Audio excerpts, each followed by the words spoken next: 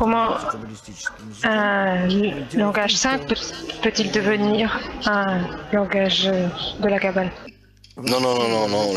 Une langue ordinaire ne devient pas le langage de la Kabbale. Le fait est que, en général, la langue de la sagesse de la Kabbale est venue à nous de Adam, qui était le premier à découvrir cette méthode, ce système supérieur de guidance de notre monde, et il a donné des noms à tous les objets par rapport aux racines spirituelles.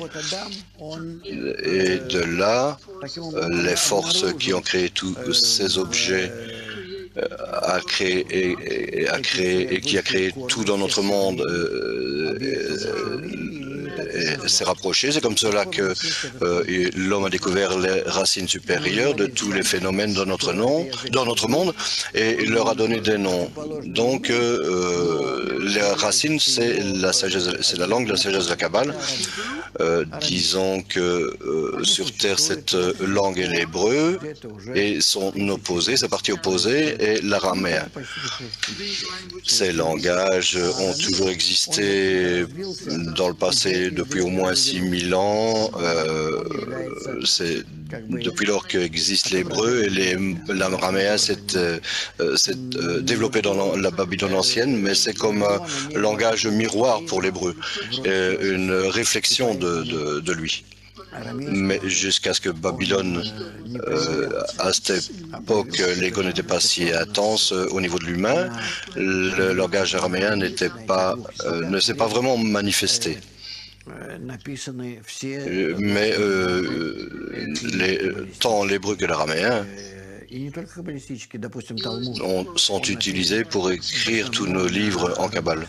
Et non seulement dans la sagesse de la Kabbale, disons, le Talmud est écrit d'abord en araméen, le Talmud de Babylone.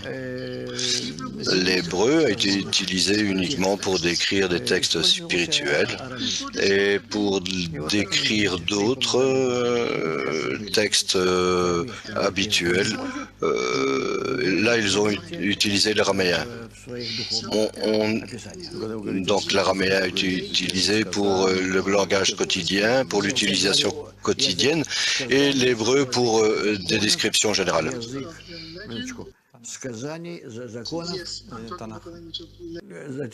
Oui, je parle du langage des légendes, des lois, du langage de la Kabbale et le langage de la Torah, la Bible. Je parle de ces langues-là.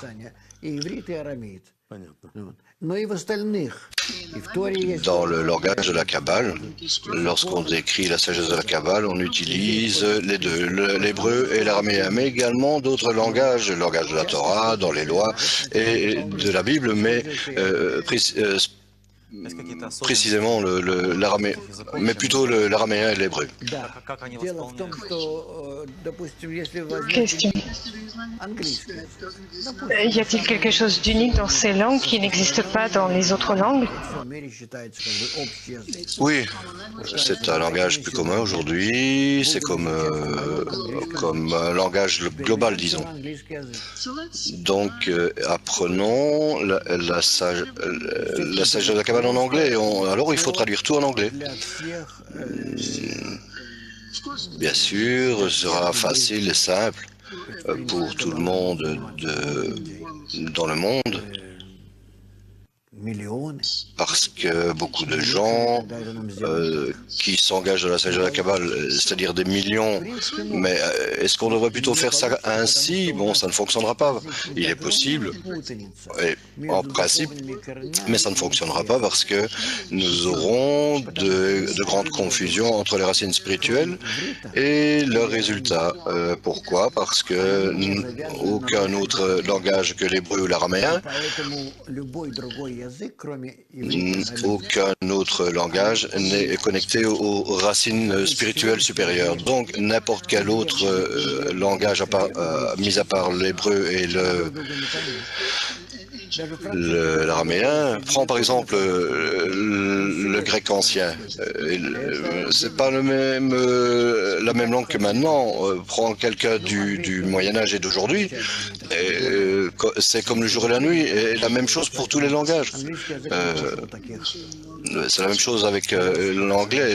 L'anglais est moins conservatif. C'est encore pire. Donc,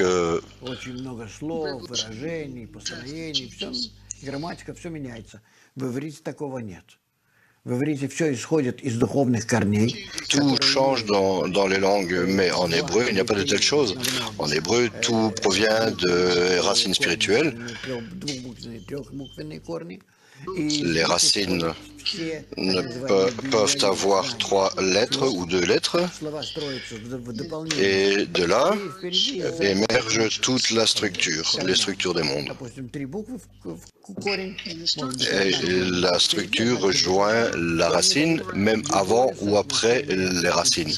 Donc avant les racines, il peut y avoir 1 ou 2 lettres, et cela va te donner toutes les connexions possibles et relations. Tout viendra de l'image spirituelle. Tu vois, c'est pourquoi elles ne peuvent changer. Il y a 5000 ans, si j'avais parlé à une personne qui, disons, qu'on le rencontre maintenant, une personne d'il y a 2-3 000 ans, on parlerait dans le même hébreu qu'on utilise aujourd'hui.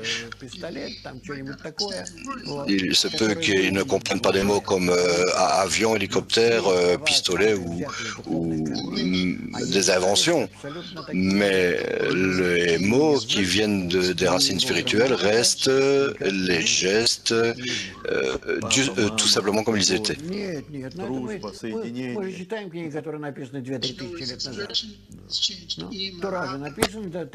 Aucune expression, aucun mot, rien n'a changé. Abba, Ima, la Torah a été écrite il y a 3000 ans, le Talmud babylonien a été écrit, il est le livre de la création, 2500 ans, donc et rien n'a changé, on le lit facilement. D'où le langage de la Kabbale vient-il? Tu n'as pas ces mots dans notre nature, parce que dans notre nature, il n'y a pas des mots tels que Rorma, Bina, Zeran, Per Malrout. Donc, quelle est la spécificité de la Kabbale?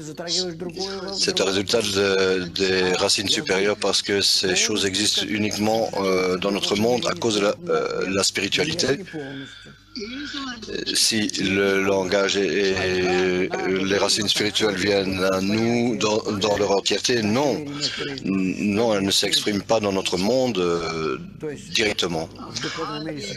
Rikanpin et tout cela, certains existent, certains n'existent pas. Dans le monde spirituel, tu as beaucoup plus d'objets spirituels que ceux qui s'expriment dans notre monde. D'un côté et d'un autre côté, dans notre monde, tu as de plus en plus d'éléments artificiels auxquels on donne des noms, comme ordinateur par exemple.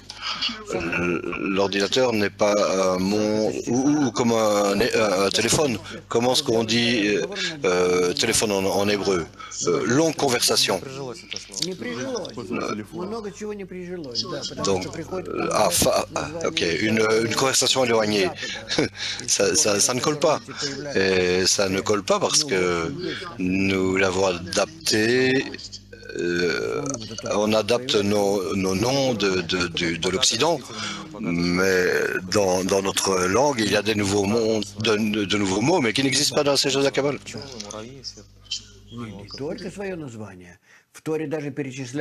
Dans le monde minéral et végétal, dans le monde végétal et animal,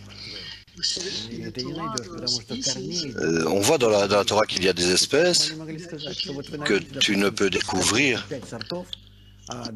et tu ne peux les découvrir parce qu'il n'y a pas d'autres racines spirituelles.